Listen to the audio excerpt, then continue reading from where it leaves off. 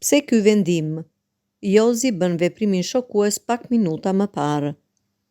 Që nga e shtuna, padyshim që kryefjala e mediave ka qenë incidenti i ndodhur gjatë spektaklit të Big Brother VIP Albania, ku Josefin Marku qelloi me pëllëm banorin tjetër të shtëpisë Gjethin.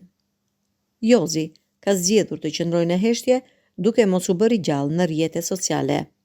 Por sot, llogaria e tij figuron si e mbyllur. Nuk dihet nëse ai vet e ka bërë këtë veprim apo i është bllokuar për arsye të tjera.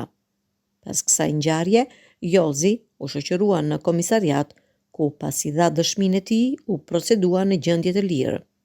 Kujtojmë se veprimi i tij ndaj Gjestit e kishte shtuar numrin e ndjekësve në llogari. Ka pasur shumë nga ndjekësit e Big Brother VIP Albania që i kanë dalë në mbrojtje.